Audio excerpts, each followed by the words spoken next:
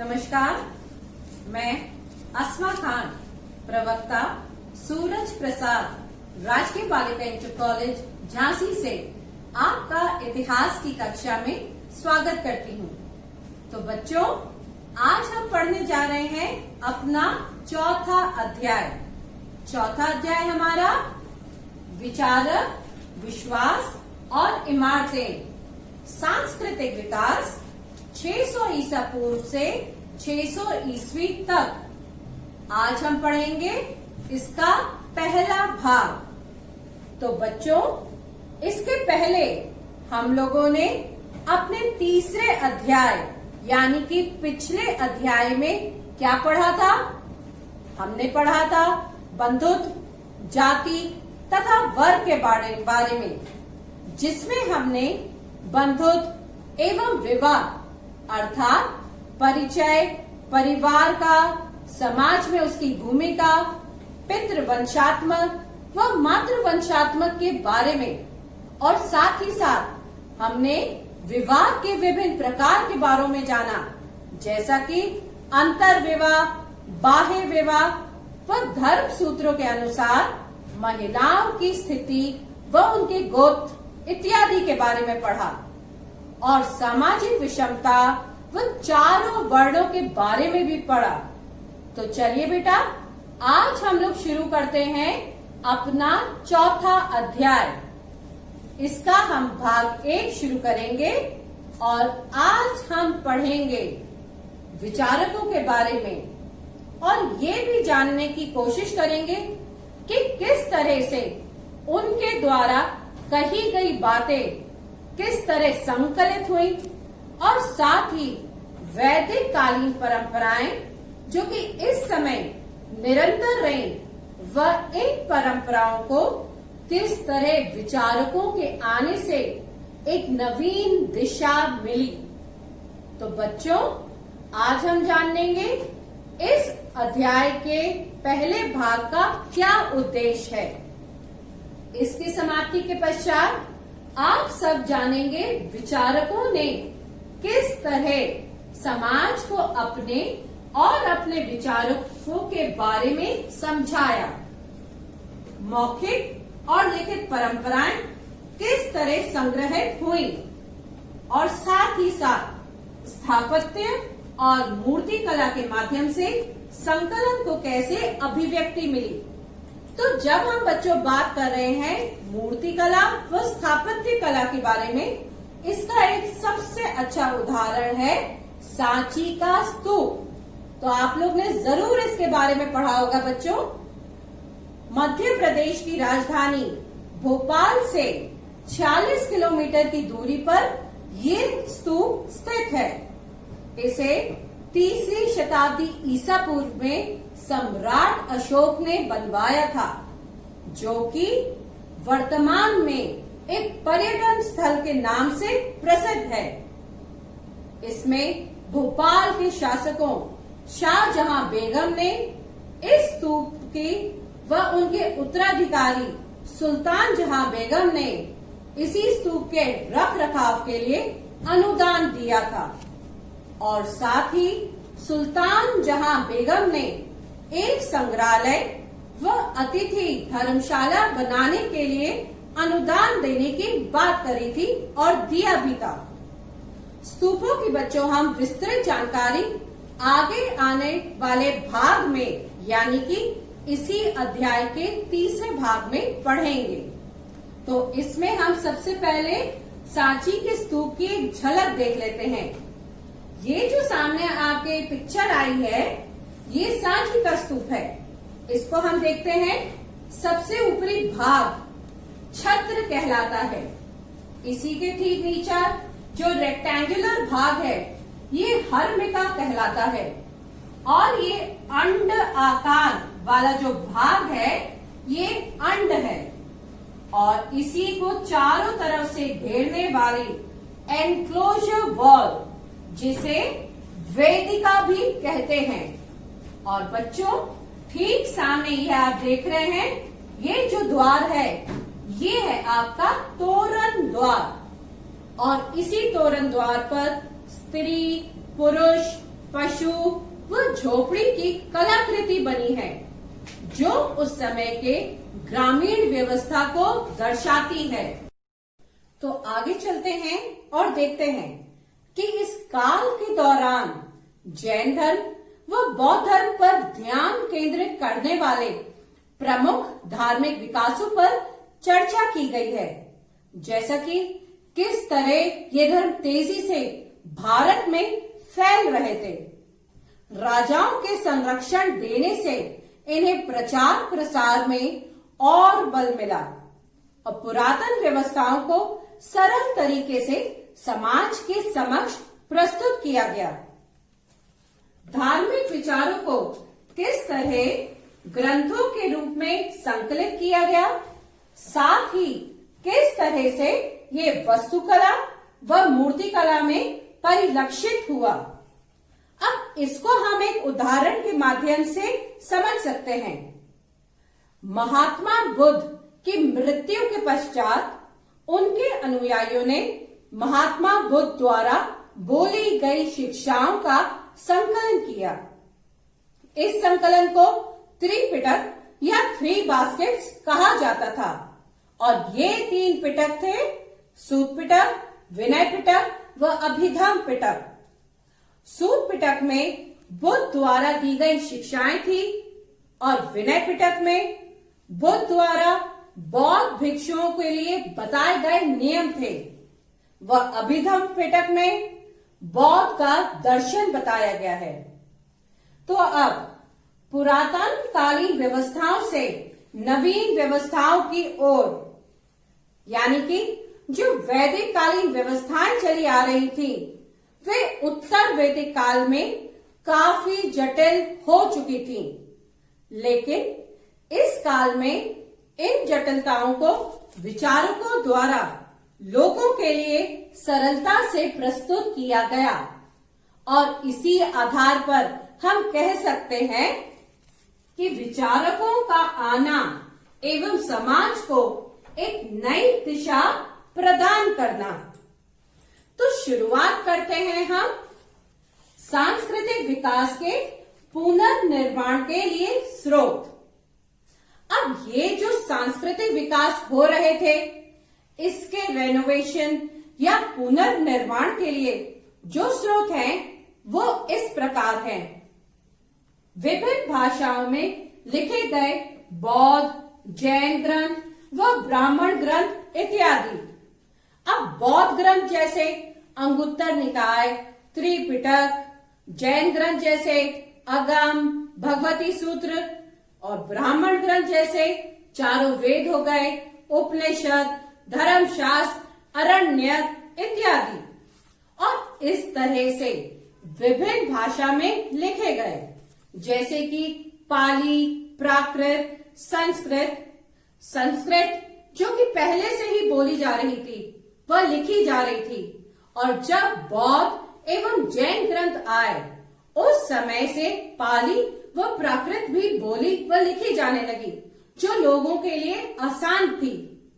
अब इस काल में स्मारकों और शिलालेखों सहित बड़ी और प्रभावशील बनी हुई इमारतें हमारे सांस्कृतिक विकास के लिए महत्वपूर्ण बनी हुई थी।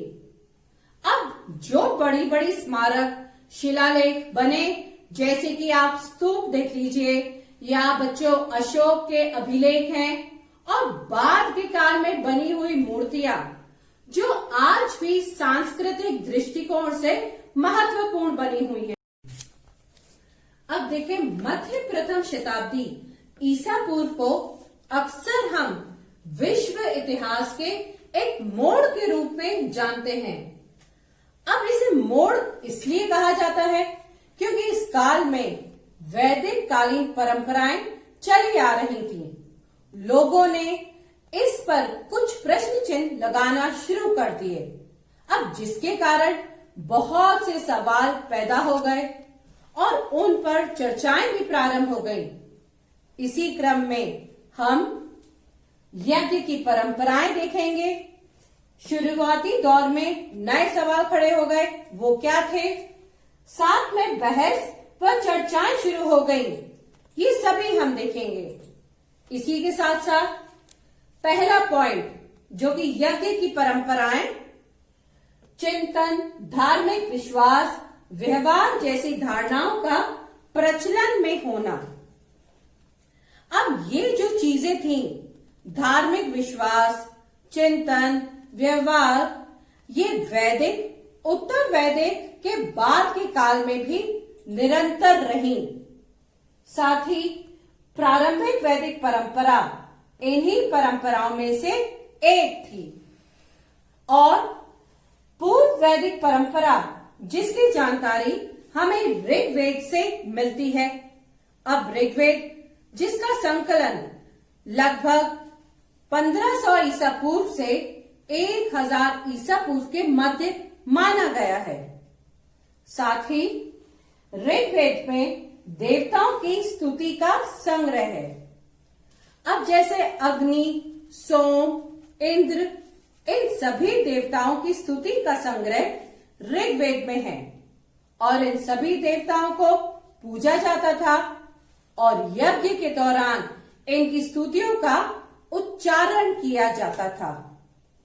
इसी के बाद सामूहिक तौर पर यज्ञों का किया जाना, जो कि राजा महाराजाओं द्वारा आयोजित किए जाते थे, जैसे कि अश्वमेध यज्ञ व राजस्वी यज्ञ इत्यादि।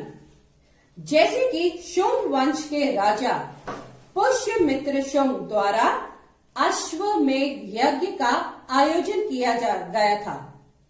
साथ ही उपरोक्त यज्ञ और अनुष्ठानों के लिए पुरोहितों पर निर्भर रहना पड़ता था। ऐसा समझा जाता है कि ये यज्ञ सुख, शांति और समृद्धि के लिए किए जाते थे। अब इन यज्ञ कर्म कांडों से लोगों के मन में विभिन्न तरह के सवाल आने शुरू हो गए। अब ये सवाल क्या थे? जैसे कि ये बताइए कि जीवन का अर्थ क्या है? मृत्यु के बाद जीवन की संभावना है या नहीं है? मृत्यु के बाद पुनर्जन्म के बारे में जानकारी मिलती है कि नहीं मिलती है?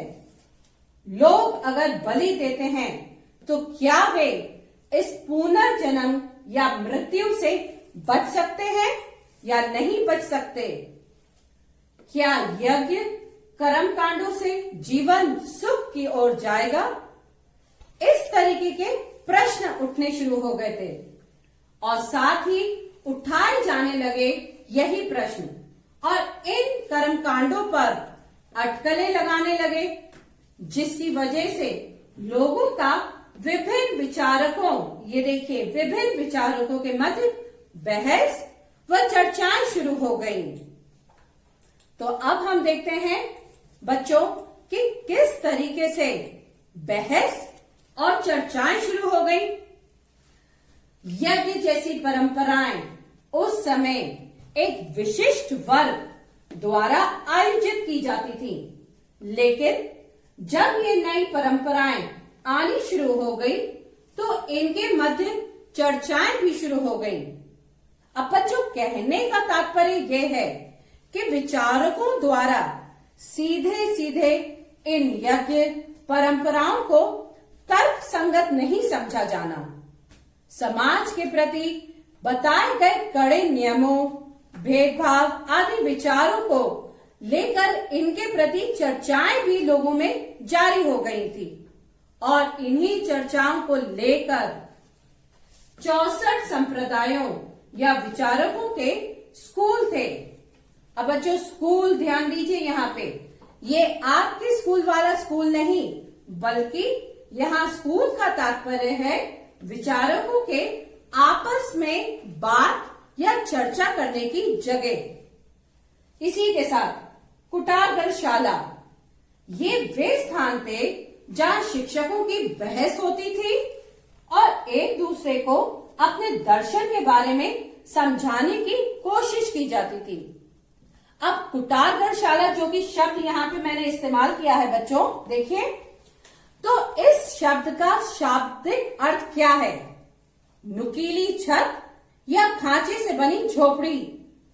फॉर एग्जाम्पल हम देख सकते हैं आज के परिप्रेक्ष्य में जो टेंट होता है उससे हम समझ सकते हैं, जिसमें यात्रा करने वाले लोग रुका करते थे, वो बहस व चर्चाएं करते थे।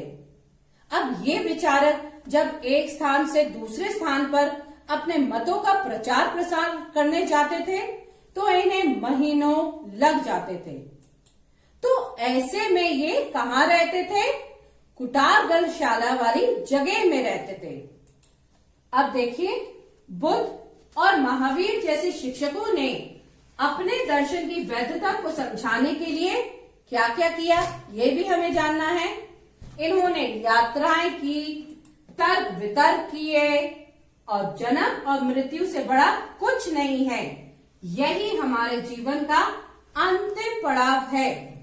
ऐसी विचारधाराओं को लोगों के सामने प्रस्तुत किया व इन्हें बताया। महावीर और बुद्ध वेदों के अधिकार पर सवाल उठाते रहे और ये बताते रहे कि ये सारी व्यवस्थाएं तर्क संगत नहीं हैं। इसी के साथ साथ प्रत्येक व्यक्ति को मुक्ति पाने का प्रयास करना चाहिए। अब प्रयास किस तरीके से करेगा वो चाहे महिला हो, चाहे पुरुष हो, और चाहे वो किसी भी जाति का क्यों ना हो, जो कि पुरातन स्थिति में भिन्न था, क्योंकि बुद्ध व जैन अनुयायियों का मानना था कि व्यक्ति का अस्तित्व उसके जन्म, जाति व लिंग पर आधारित नहीं होता था। ऐसा मानना तो सिर्फ मानसिक दोष है, जो कि तर्क संगत नहीं है। तो बच्चों, अब इसी क्रम में हम आगे बढ़ते हैं। अभी हमने इससे पहले पुरातन व्यवस्थाओं के बारे में पढ़ा कि ये व्यवस्थाएं कैसे चलती थी। अब हम पढ़ेंगे विचारकों के बारे में। विचारकों के अनुसार लोग दो तरह के होते हैं, एक तो भाग्यवादी और दूसरा भौतिकवादी। जो भाग्यवादी होते हैं उनका मानना होता है कि सब कुछ पहले से ही निर्धारित होता है। इनका यही मानना है कि भाग्य में जो लिखा होता है सब कुछ उसी के अनुसार होता है। जैसा कि बच्चों हम आम भाषा में बोलते ही हैं कि जो भाग्य में होगा वही हमें मिलेगा, जबकि भौतिकवादी ये कहते हैं कि पहले से कुछ नहीं निर्धारित होता है। अर्थात ये जो दोनों शब्द हैं ये एक सोच को बताते हैं, जो कि इस अध्याय का मुख्य केंद्र बिंदु है। अब मकाली गोशाल, जो कि एक भाग्यवादी विचारक थे, इनका वक्तव्य क्या है ये भी हम देखते हैं। ज्ञानी और मूर्ख कर्म से बाहर नहीं आ सकते हैं, न तो इसे कम किया जा सकता है और न ही इसे बढ़ाया जा सकता है। अर्थात ये सब भाग्य पर ही निर्भर करता है। मूर्ख और बुद्धिमान लोग समान रूप से अपना अपना काम करेंगे। अब हम देखते हैं दूसरे विचारक के बारे में। दूसरे विचारक कौन है? दूसरे विचारक भौतिकवादी दार्शनिक अजीत के स्कम्बलिन के बारे में। उन्होंने क्या कहा है? वे कहते हैं, हे राजन, दान, यज्ञ या चढ़ावा जैसी कोई चीज नहीं होती।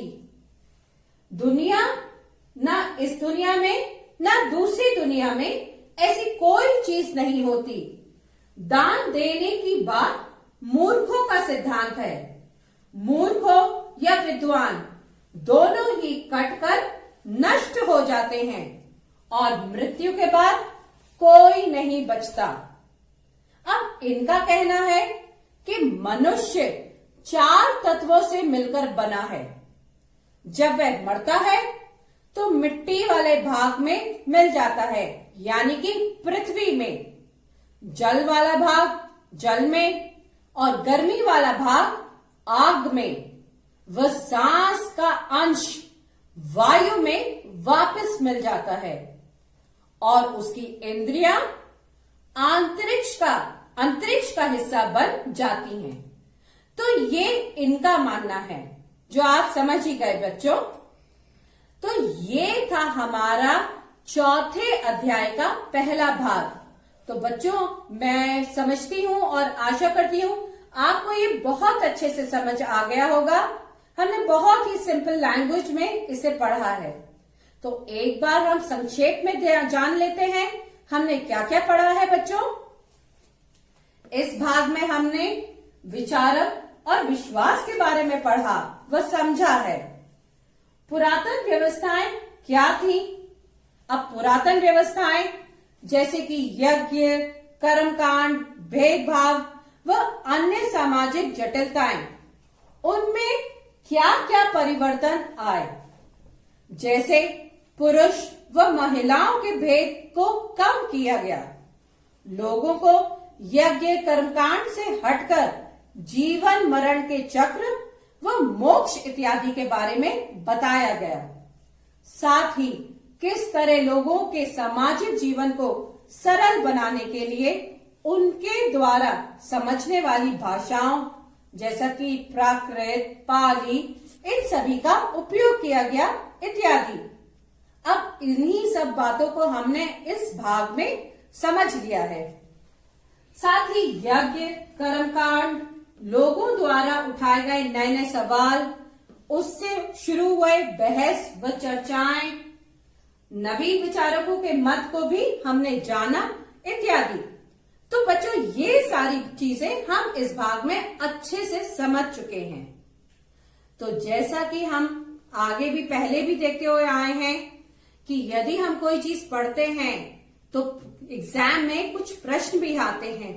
अब उस प्रश्न का उत्तर हमें किस दिशा में जाना है, किस दिशा में उसका उत्तर लिखना है, ये भी बच्चों हमें जानना बहुत जरूरी है। तो उसके लिए एक छोटा सा एग्जाम्पल मैं आपके लिए लेके आई हूं। एक प्रश्न आपके स्क्रीन पर आ रहा है, ये आप देख रहे हैं कि 6ठी शताब्दी ईसा पूर्व को भारतीय इतिहास में महत्वपूर्ण क्यों माना जाता है। यदि प्रश्न ऐसा आता है आपके एग्जाम में तो उसका उत्तर आपको किस प्रकार लिखना है बच्चों, ये भी हमें जानना है। तो मैं एक आंसर फॉर्मेट आपके लिए लेके आई हूं जो आपको देखना है और समझना है। इसी के अनुसार आपको आंसर लिखना होगा। एक बार देख लेते हैं हम। 6ठी शताब्दी ईसा पूर्व को अग्रलिखित कारणों से भारतीय इतिहास में महत्वपूर्ण माना जाता है। जैसे कि कौन से वो भाग हैं? पहला, इस शताब्दी में वैदिक कर्मकांडों की परंपरा अपनी पकड़ खो बैठी थी। लोगों का ध्यान मोक्ष प्राप्ति के नए साधन ढूंढने की ओर आकर्षित हुआ। अब इसका परिणाम क्या हुआ? परिणाम स्वरूप समाज में नए दार्शनिक विचारों का प्रतिपादन हुआ। नए दार्शनिक विचारधारा के परिणाम स्वरूप समाज में नए धार्मिक संप्रदाय उदित हुए। अभी मैंने आपको बताया कैसे संप्रदाय उदित हुए और इनकी संख्या लगभग 64 थी। याद आ रहा है 64 स्कूल के बारे में मैंने आपको बताया था अभी। फलस्वरूप भारतीय समाज और संस्कृति का रूप बदलने लगा। जैन धर्म तथा बौद्ध धर्म ने आत्म संयम तथा तपस्या पर बल दिया। उनके ये विचार उपनिषदों में दिए गए विचारों के अनुकूल थे। परिणाम स्वरूप भारत में उपनिषद दर्शन की भी लोकप्रियता साथ ही साथ बढ़ने लगी। तो ये है बच्चों आंसर फॉर्मेट।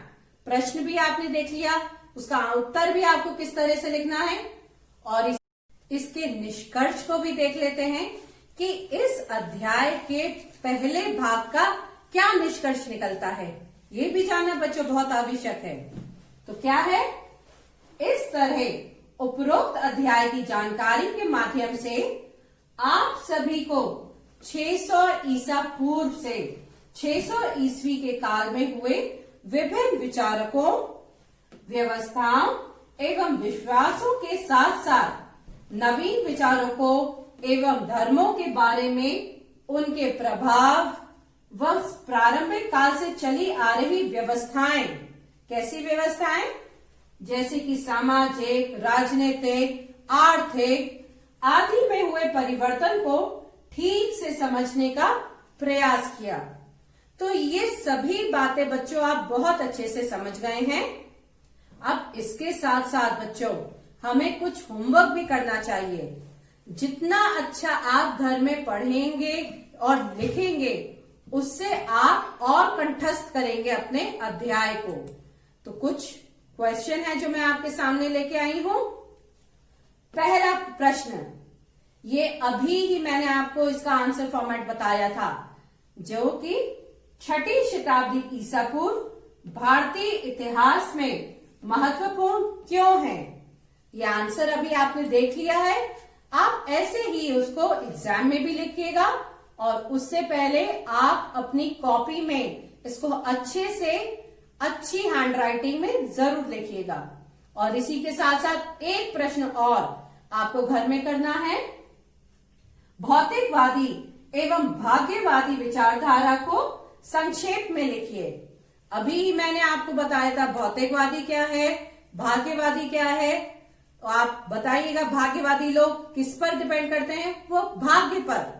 वो यही सोचते हैं यदि भाग्य में होगा तो ही हमें मिलेगा। और भौतिकवादी क्या है, ये सामने दी हुई वस्तुओं पर ही विश्वास करते हैं। आप इसका एग्जाम्पल भी दे सकते हैं। दोनों के मैंने आपको एग्जाम्पल बताए थे। भौतिकवादी में अजीत के स्तंभलेख के बारे में बता दीजिएगा। इसी तरीके से आपको आंसर फॉर्मेट इसका भी लिखना है, परंतु यही अकेले आपको नहीं लिखना है।